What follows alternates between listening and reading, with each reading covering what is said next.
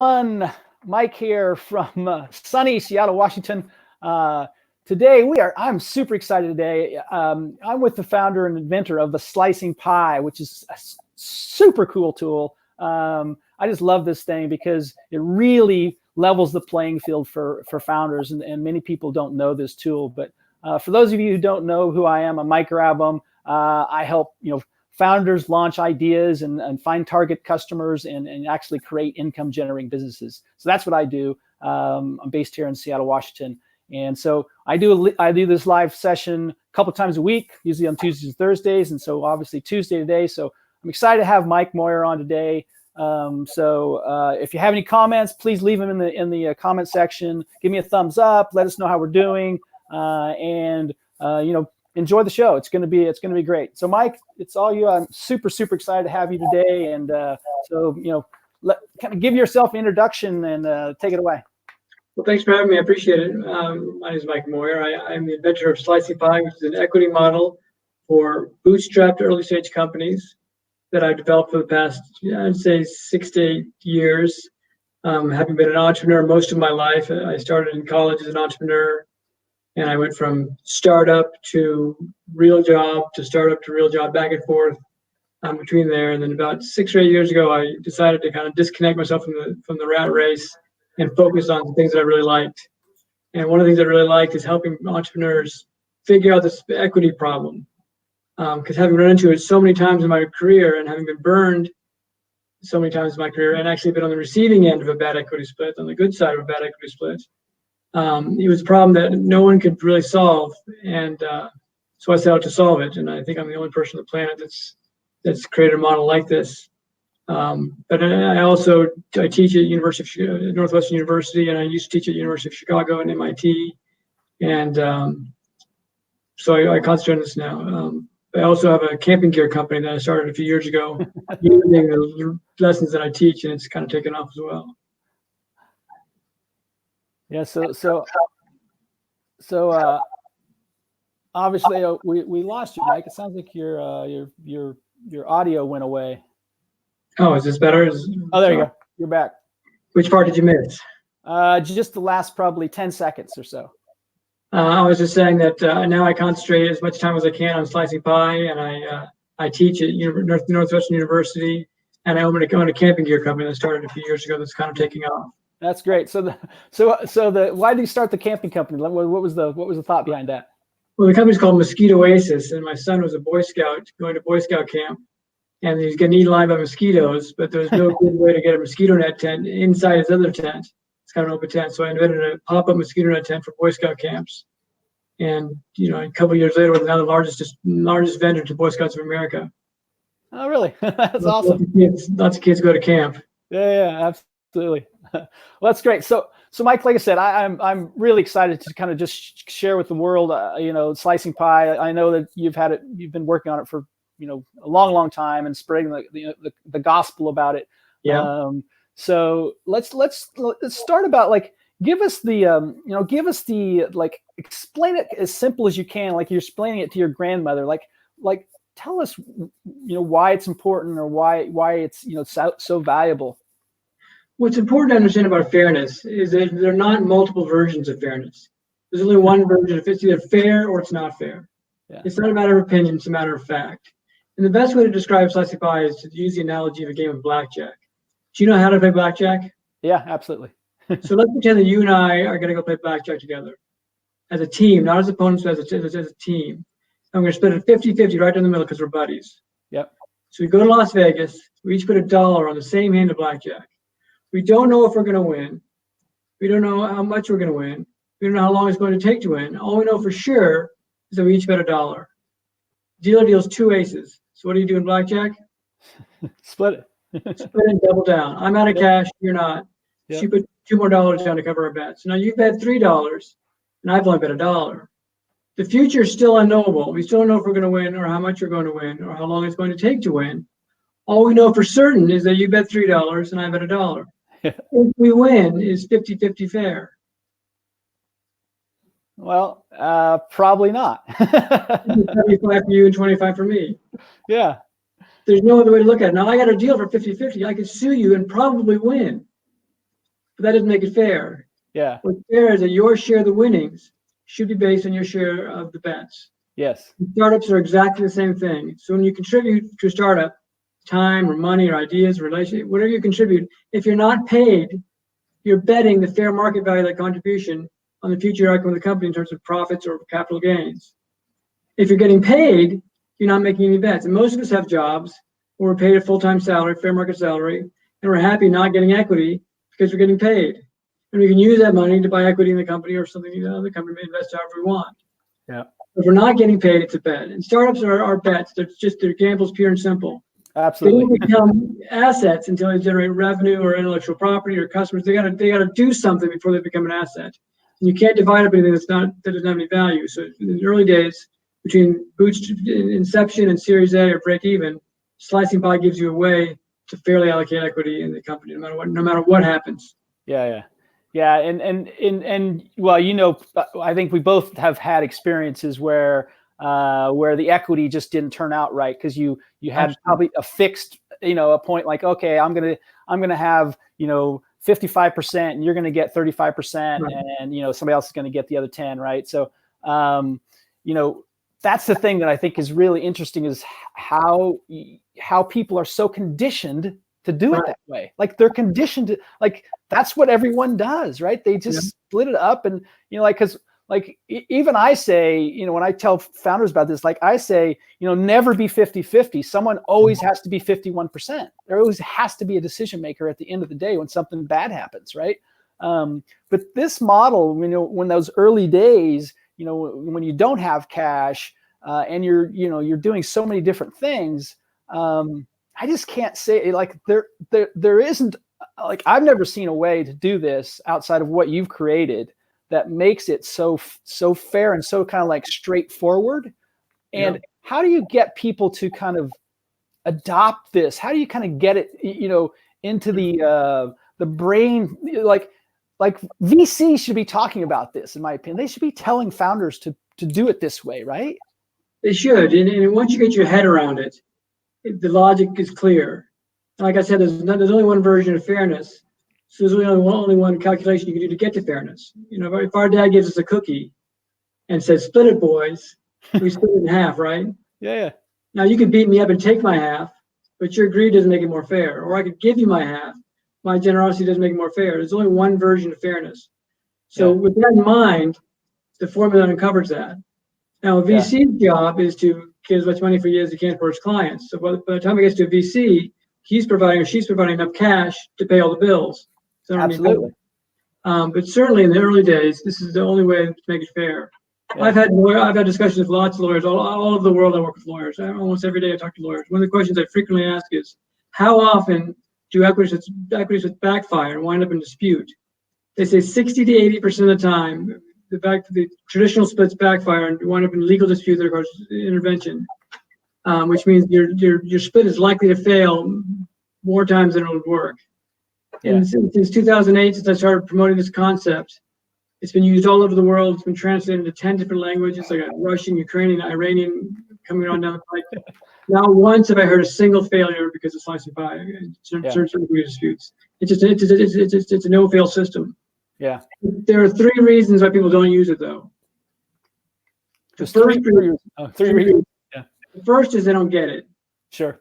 Yeah. Sounds cool. They haven't got their head around it yet. Yeah. And that's why I do things like this and the videos and the books and all the stuff. I want people to get, once you get it, it makes crystal clear sense. The second reason is they're not willing to learn it. Sure. So it'll be like an angel investor will say, well, I want 5% for my 50 grand. I don't want to bother with it. Just give me my 5% or 10%, whatever it is. Sure. I want to learn it. And the third type, which I've come across, is they do get it, but it's their intent to take advantage of you. Yeah, those are the bad ones. Yeah. Desperation is a stinky cologne, right? Yes. And you smell it on an entrepreneur begging for money. And it's easy to take advantage of entrepreneurs. And I've been taking advantage of myself, and I've been there. And people who understand fairness and with reason to be fair, they don't always want to be fair. Yeah. And that's really one of the big, onuses we need to develop this program is I don't want to be taken advantage of on purpose. Yes. And when you're in the early days, right? When it's like, let's just say you and I, the two Mikes, are starting a company, right? So we're starting a company, and we both have different skill sets. We probably have different time frames. I mean, there's differences between us, right? And how do you like let's just say I'm the slicing pie guy and I'm for it, right? And I want to bring it into us and use it, and you haven't heard of it. How do I convince you to use it? Like, how do I what are the things? What are the stories you've heard? Like, what are the ways that I bring it into the conversation? So it sounds like it's what it is. It's super fair. Well, you got to figure out which of those three reasons is the problem. If they don't get it, then it's more time with the book and talking to me will help them get it. Yeah. If they're not willing to learn it, you just tell them maybe this isn't an investment for you. This isn't a way you want to spend your time. Yeah. If they want to take advantage of you and they do get it, then you got to decide, is it worth it for me to be taken advantage of? And what I find is, it doesn't, and sometimes it's worth it. Sometimes it's worth you Hail Mary this thing to create across the finish line. Yeah. But what it does is, a fair equity split doesn't guarantee your success, but does impact how you experience success. And I've had successful companies where I've been let down tremendously because I didn't get my fair share. Yeah. I was in an exit once where we exited for almost $400 million, and one of the managers made $5 million in the deal. He was on his way to retire on a General Motors pension, more money than he ever thought he'd have in his life. It was a great chunk of cash. It was a huge windfall. He was irate because the founder made over $300 million. And they work together. They're basically co-founders. Yeah. So he got horribly taken advantage of, even though he had wild success. Yeah. And so how you experience success is a really important part of the process. If you get burned and burned and burned, you become more conservative, more conservative, and more conservative. And what we need as entrepreneurs is the confidence to move forward and make bold decisions. You can't do that if you've been burned too many times. Yeah, yeah. And now let's talk a bit about the tool and how to use the tool, because it is pretty simple. I mean, that's one of the things I do like about it, is because it is simple. It's basically just keeping track of what you're doing, right? What you're spending, personally, what you're spending in hours. Like, let's kind of walk through that fund. Again, you might have to explain that 'cause not everyone's read the book, but let's talk about how you actually do it. Like, what do you do to do this? So in order to use a grunt fund or slicing pie model, it's called a grunt fund in my first book, you do have to keep track of the contributions you make. The things you track in Slicing Pie are the exact same things that all companies track. They all track their payroll. They all track their expenses. They track their invoices, their bills. These are things they track. Startups, because they're not spending any money, don't track these things. Yeah. And the problem with not tracking them is you have no idea what kind of inputs are required to make your dream come true. If you do track them, you'll know exactly what inputs are required. So Slicing Pie, there's free spreadsheets you can use. You can use whatever you want. I do have a tool on my website called the Pie Slicer, which, for lack of a better analogy, is kind of like QuickBooks for money you don't spend. Yeah, yeah. So it's basically, you log on, you enter your time, your salary or whatever expenses you incurred, and it allocates what's called a slice. A slice is a fictional unit of at-risk contributions. It's just like a poker chip. It just marks the fact that a bet took place. And I use slices because a startup isn't worth the sum of its parts. If I'm worth $100,000 a year and I work for a year in my startup without getting paid, it's not worth $100,000. It's worth something else. So I convert it to a slice to drive that home. And there's two kinds of contributions you can make. A non-cash contribution does not require cash out of my pocket. So time, ideas, relationships, facilities, things that don't require me to buy them for the company. A cash contribution is an unreimbursed expense or bills paid out of my cash out of pocket. So cash and non-cash have different values. If I paid you $100 an hour to work for me, and you wanted to buy a thing like this thing, that was $100. Yeah. It would take you more than an hour to earn enough money. Because when I paid you, I'd pay employment taxes. When you receive the money, you pay income taxes. And when you bought the thing, you pay sales tax or VAT taxes. So on a global basis, that's about 50%. Plus, if you give me cash, if you invest cash in my company, as the founder, do you want me to think twice before I spend it? Yeah. I was in Seattle during the dot-com bubble. We spent money like crazy. We had billions of dollars for expensive chairs and ski trips to Snoqualmie. It was off the charts. But investors want them to think twice. So slicing pie, for every dollar in non-cash you spend, you get 2 slices. For every dollar in cash, you get 4 slices. That normalizes the net cash and non-cash. Makes you bets equal out.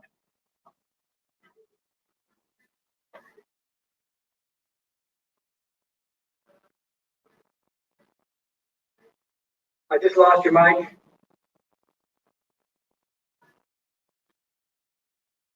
I'll come on back in. For those of you who are still watching, the non-cash and cash normalizers help equal out this difference between cash and non-cash. So if I'm worth $100,000 a year, I would be basically betting 200,000 slices.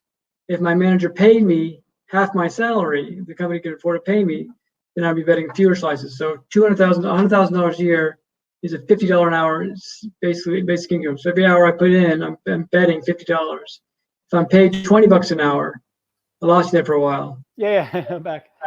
I was explaining that as the betting goes on, the slicing pie model accumulates slices in the pie until they're no longer necessary.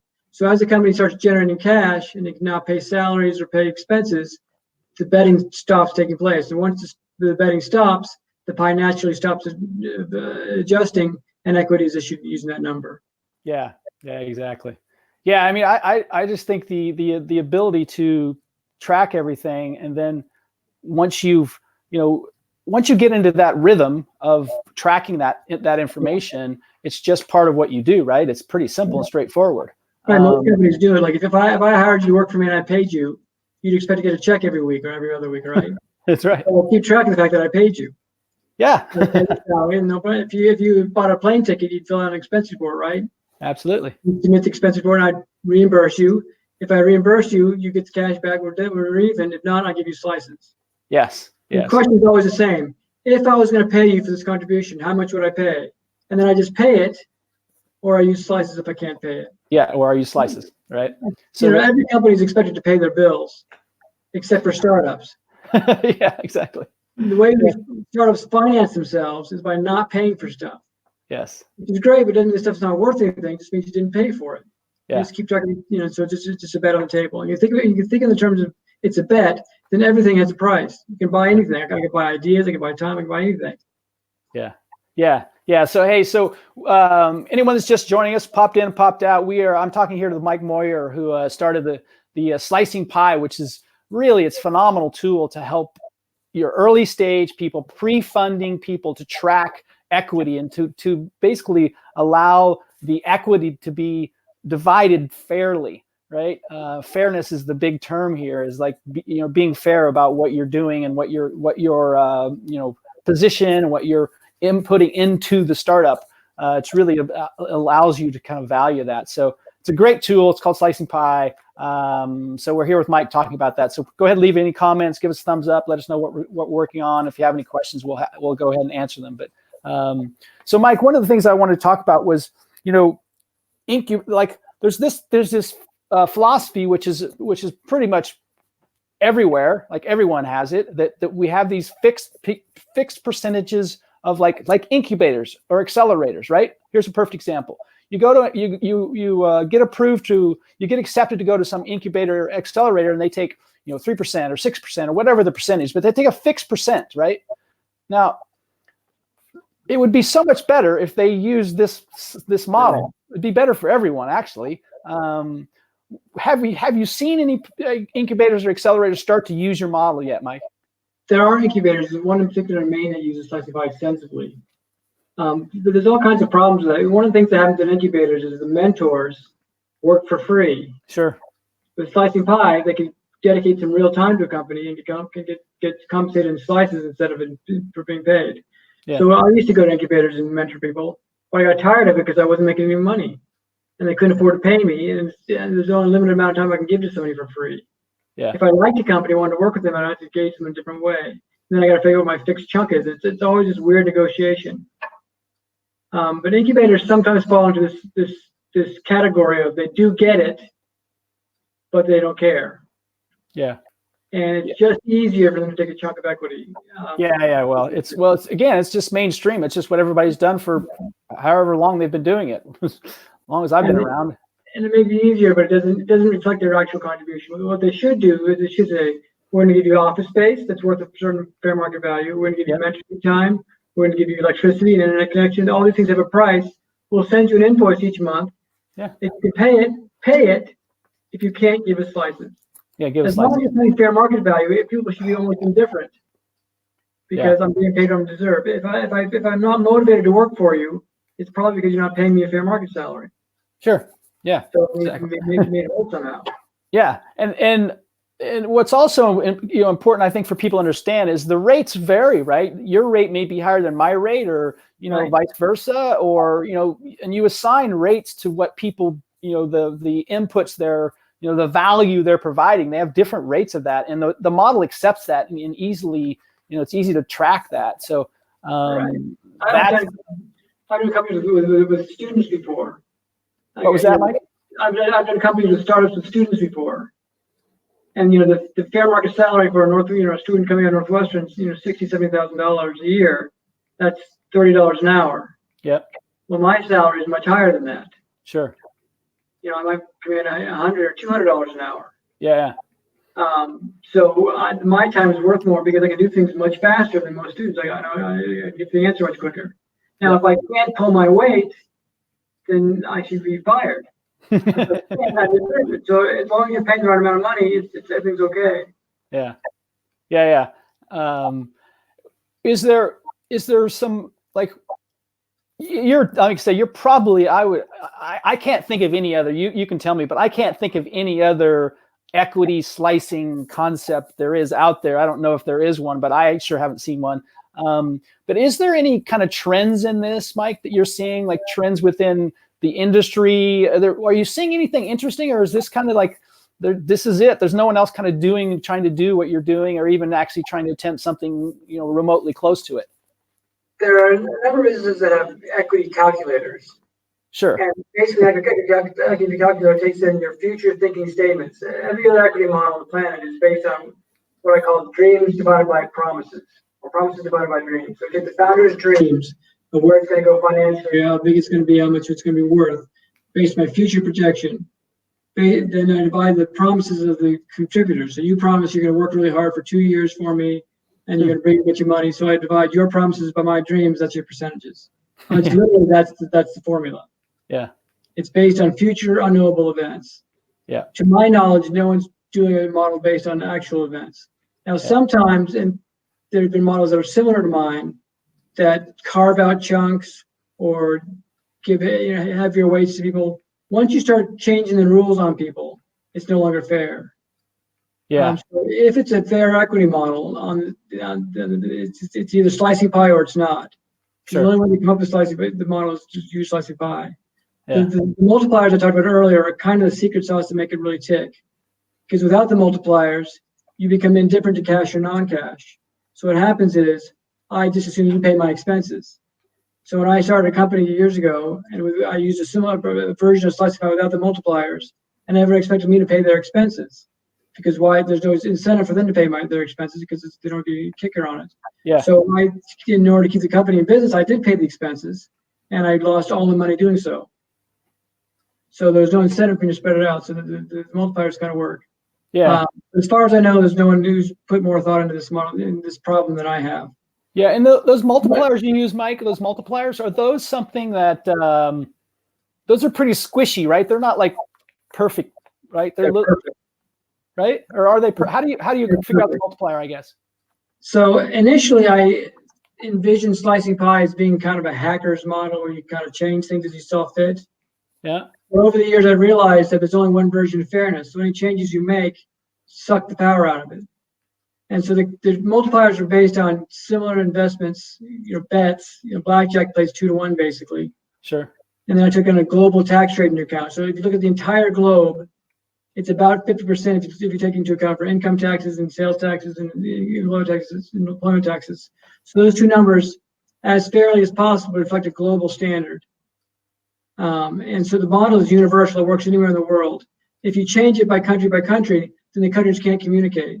So I got teams that have people in, Europe and people in South America and the United States. The same model applies to them.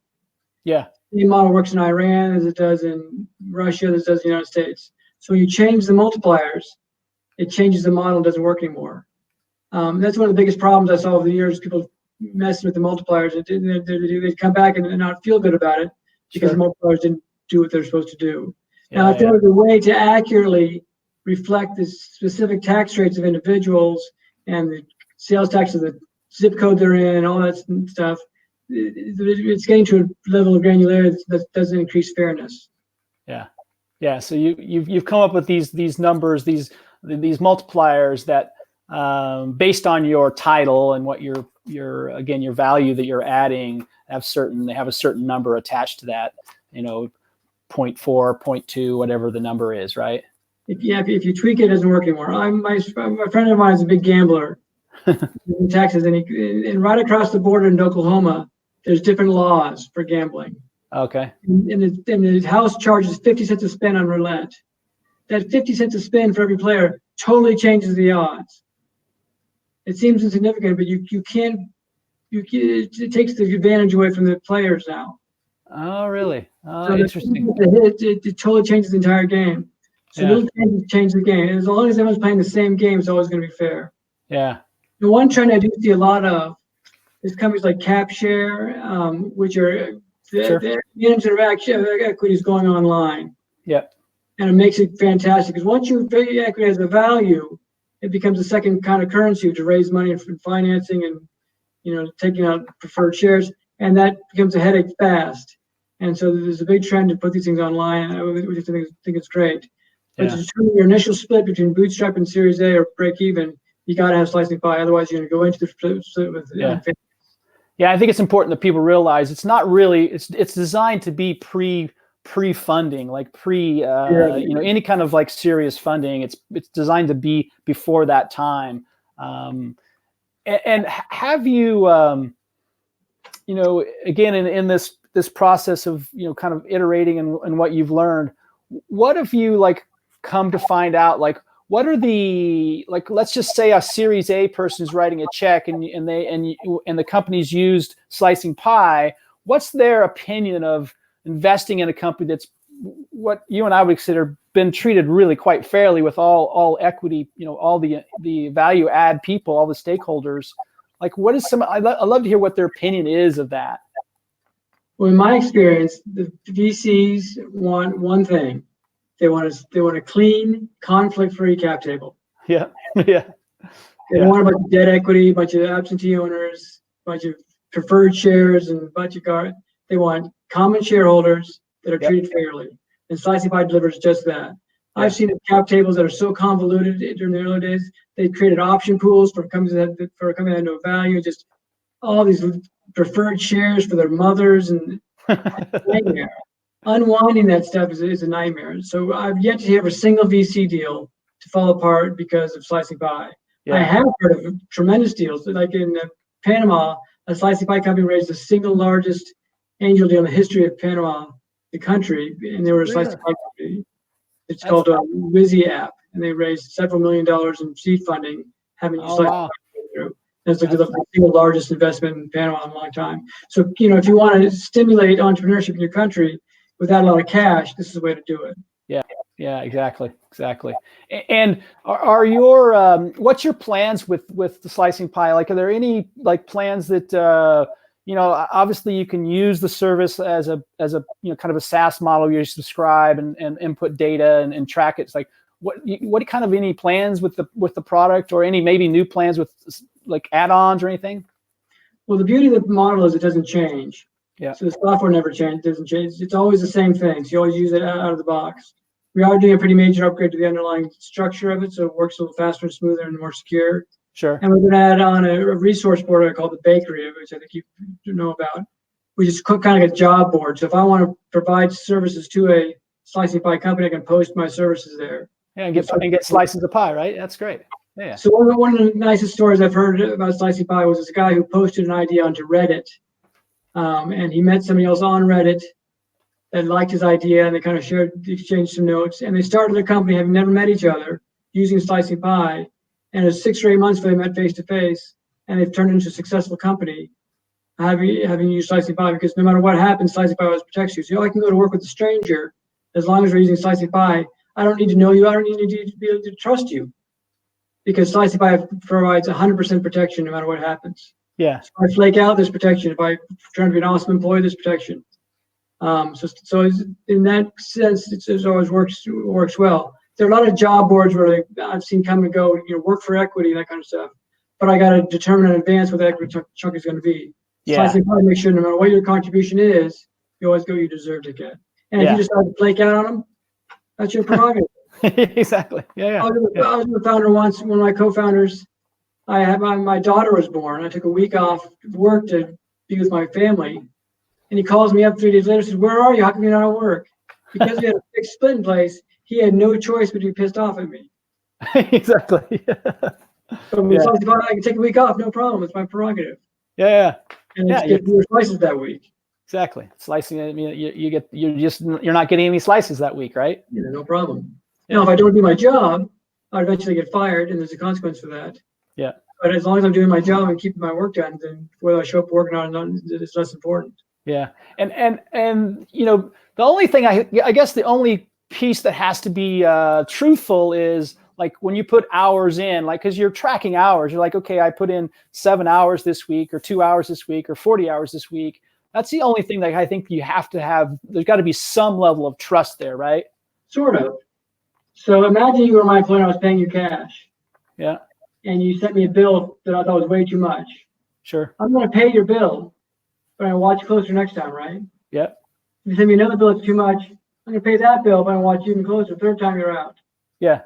So in Slicing Pie, there's 4 reasons why someone can leave a company. They can be fired for good reason, meaning I wasn't doing with you, which is warning, fired. Yep. You can be fired for no good reason, you're just fired. Sure. You can resign for good reason, which means the company made promises that it couldn't keep. Like I might have said, "Hey, you're the vice president of marketing. Now you got to flip burgers." Yeah. Before we're based in Seattle, move to New York, pack your bags, you're going to New York. Sure. That's good reason for resignation. Or I can resign for my own personal reasons. I don't believe in the company anymore. I want to get a job. Yeah. So if you're fired for good reason, you lose your slices for non-cash contributions. So there's a major penalty for getting fired for good reason, or if you resign for no good reason. Sure. So you're essentially walking away from your bed. So if I hire someone, they're padding their hours, and it's clear to me they're padding their hours, they get a warning, and they're fired and they're out. Yeah. If they're working out great and I fire them for no good reason, they keep their slices in the pie, subject to further dilution. But if you came and did your job to the best of your ability and did what you were asked to do, I can't fire you and take your equity back. Yeah, it's earned. Like a vesting schedule would imply that I can get your equity back. So a lot of fixed split deals make it so I can fire you and take your equity back. So in a traditional fixed split equity deal, my incentive as your employer is to fire you before you vest, and your incentive as an employee is to quit after you vest. Yeah. And I worked with, we had a 5-year vest back in the 90s. Oh, sure. And literally on the 5th anniversary, everyone was walking. People would just leave on the 61st month, right? Yeah, it exactly happened every single time. Yeah. No one wanted to stick around more than 5 years because they got their whole vest. Yeah. It leaves like crazy. Yeah, I know it is. It's absolutely. Now it's a 4-year vest, right? Now the current norm is a 4-year vest. In Slicing Pie is the vesting tool. Yeah. So if vesting according to Slicing Pie, everyone gets to deserve, there's no problem. Yeah. So hey, whoever is you're popping in, popping out. I'm here with Mike Moyer here today. He is the inventor of Slicing Pie, which is an awesome tool to fairly split up equity in the early stages, pre-funding for your startup. So we're here talking about it. So leave any comments in the comments, or any questions. Happy to answer. Give us a thumbs up, or a thumbs down, or whatever you want to do. But let us know that you're out there doing our thing. So Mike, thanks again for being here. So Mike, the ability for the startups to really kind of adopt this, has there been any things that you have seen as something that really attracted people to this tool? I mean, the minute I saw it and read about it and kind of dug a little deeper into it, I was like, wow, this is perfect for an early stage company. I mean, there just is no better tool. Have there been any things that you've seen is there maybe some industry that's really picked it up, or is there something that you've seen, any trends, or maybe some country that's just really adopted it, or like give us some maybe some success, bright lights of success over the because this is in how many languages is this in now? It's translated in 10 different languages. Yeah. Iraq is getting really busy right now. Iran is. Switzerland the taxing authorities in Switzerland just approved it as an acceptable equity model, which is a huge deal because their traditional equity models are extremely expensive. So Slicify is going to change the fabric of the process there. So Switzerland is a big deal. Belgium just approved it. It's approved in the Netherlands. If your laws don't support fairness, you change the laws. Sure. Yeah. But literally, people have gone to Australia. They changed laws to make it more fair. So Slicify has been part of this discussion for the past number of years. Yeah. But it's been used in tech companies. I've had a lot of farms use it. I've had art projects use it. I've had marriages use it. There's a family that the couple got married in retirement. They both had their own money. The wife wanted to remodel the house. The husband did not want to remodel the house. They bought the house 50-50, but the wife's purchase of decorating and remodeling went towards the pie of the house. It was divided according to slicing pie. She did what she That's awesome. So the husband wanted to put some work into the outside, and they both had their different interests. The money they invested was reflected in the total value of the house. One thing that's very common is that people already have a split in place. So they have a fixed split in place, and they kind of scratch it, and this doesn't seem fair. My partner's not doing any work, and they find Slicify after the fact. Yeah. There's a chapter in the Slicify handbook and on my website called the retrofit. And a retrofit says, where are you today and how do you unwind it so you can move on in your life? Yeah. And so if you have a conflict with a co-founder, just like in blackjack, when we had a deal for 50-50, yep, I could sue you and probably win. All my deal does, it gives me the right to be a dick. Yeah. It doesn't make it more fair. I can't say it's fair because you signed it. Just because you signed it, just because your lawyer looked at it, just because you're a rational person, doesn't make it fair. Yeah. So all my contract does is give me the right to be a jerk. So I can be a jerk, or I can say, you know what, that's fair. I get it. And everyone's understand I'm fair. So once founders are faced with fairness, in my experience, most of them say, I get it, let's adjust the split. Because not being fair just hurts your company. It takes a sideline, legal expenses. There's a great movie called Startup.com. Have you seen it? Yeah. In that movie, the only guy who makes any money is the guy who flexes out at the beginning and quits. Yeah. And they pay him $800,000 to get his shares back. If I would have gotten $12,000. Yeah. No, and that's the king. So how do you do that, like retrofit? How does that work? How does that work? How do you do, like, let's just say again, like we've already started our kind of down the road, and we've decided it's 55-45, and we're like, you know what, hey, we want to convert to this slicing pie thing. How do we do that? So basically what happens is you go back in time and you add up your hours, your salaries, your expenses, everything you could put in. Slicify will tell you where you should be at this point in time. Oh, okay. Okay. And it doesn't matter if you already issued shares. You can always issue more shares on top of that. Sure. But in most cases, people acquiesce. Occasionally, someone will dig their heels in. Occasionally, someone who wasn't real keen on what was going on will be upset that they lost their slices, for instance. But what you got to avoid, and it's really important to avoid, is if I have a partner I want to dilute or I want to get rid of, I can't issue shares willy-nilly to each other just for the sole purpose of diluting them. Yes. If they have a case against you if I do that. Yeah. The slicing pie, there's a logic behind it. And years ago, I started a company and I used an early version of slicing pie. And I had an employee who worked for 2 weeks and just disappeared. And a bill for $8,000. I never agreed to give him any money. I agreed to use the slicing pie model. But he sued me and went to arbitration in the state of Illinois. The arbitrator took 5 minutes to look at the model and said, this is clear what it says. It's just the case.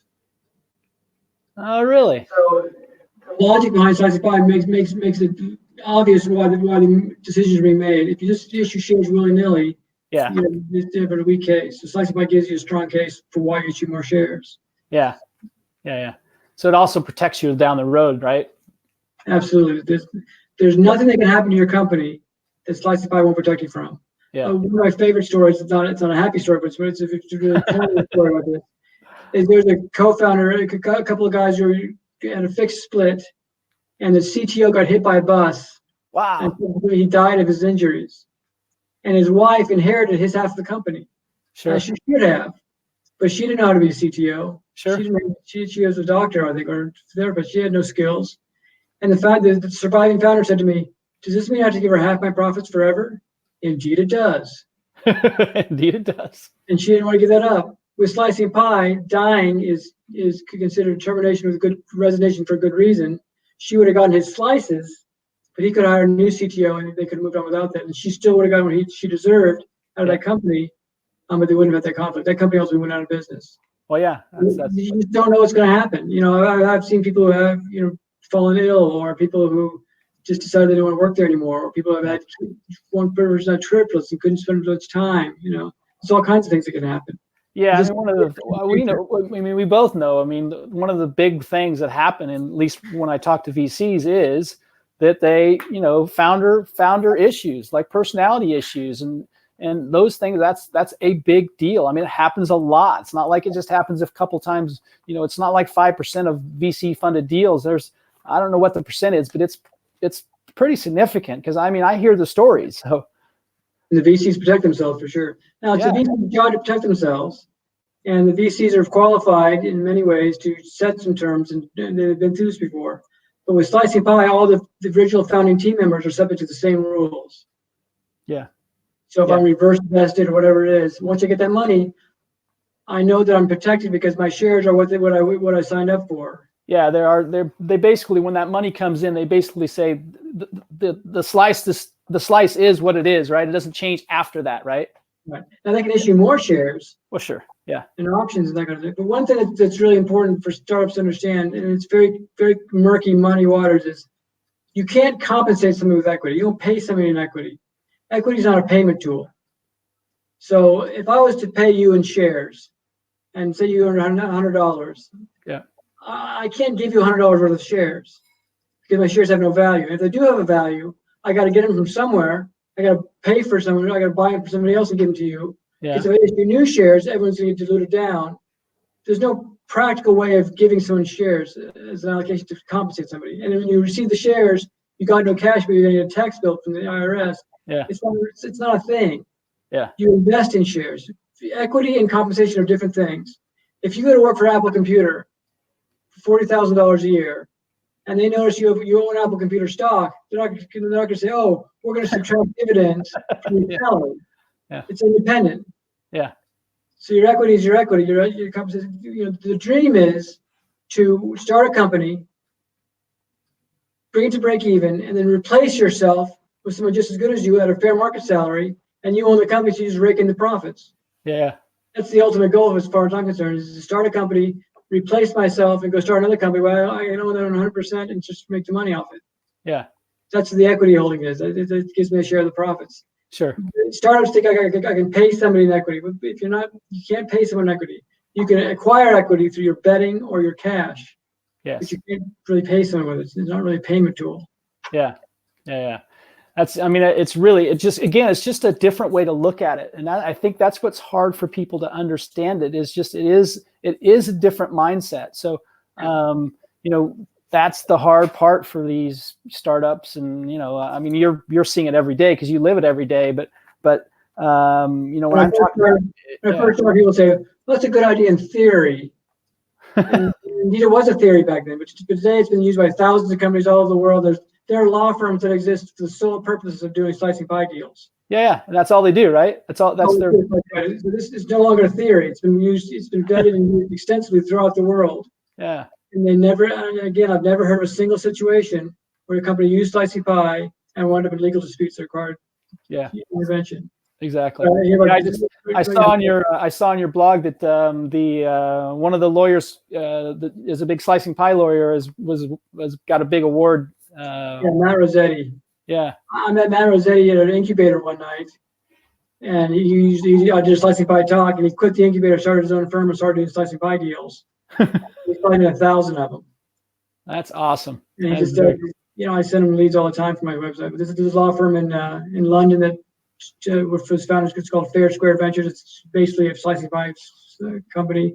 Yeah. There's a lawyer in Zurich that manages lawyers across Europe. So it's no longer a theory or a concept. It's an actual thing. Yeah.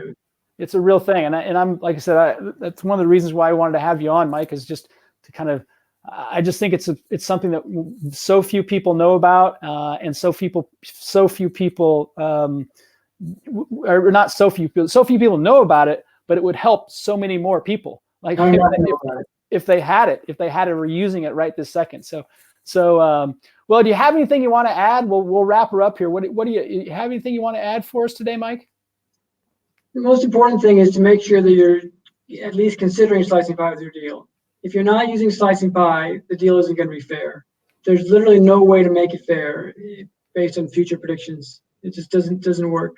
If you want a fair spread, this is the way to go. And I'm not tooting my own horn. I just happen to be the guy that stumbled upon the formula for doing this. And I made a cute book cover out of it. Sure. Well, I'll say you are the ambassador of fairness. Right. I'd be happy to be known as that. Right. You're the ambassador of fairness in the startup community. So that could be something you should use. I'm the ambassador of fairness. I make sure that people are treated fairly in the pre-funding, pre-cash stage of your startup. So it's often the most fun time, the most vulnerable time, the most stressful time. You deserve what you deserve. You don't deserve more than you deserve. You don't deserve less. You deserve what you deserve. Yeah. And if I can solve that problem for people, I'd be a happy guy. And indeed, I love this part of my life because I do solve that problem for so many people. Yeah, that's great. Well, that's great, Mike. Again, thank you for being here. Hey, everyone, thanks for showing up. Give me a thumbs up or let us know how we're doing. Go ahead and place comments in there. I'll go back and get answers to you if there's questions in the comments. I'm happy to answer those and get Mike involved as well to answer them. But again, my name is Mike Grabham. I'm here in sunny Seattle, Washington, helping guide you through the startup crazy journey. So again, Mike, thank you for being here. And I mean, just keep pushing it, because I just think you're doing it totally the right way. And I just wish people would see this a little earlier on in their career, so they won't have all the issues and start spending money on attorneys that they don't really need to spend money on, right? Yeah. No worries, Mike. You take care. You have a great day and have a great week. And everyone, thanks a lot for being here. Take care. Bye-bye.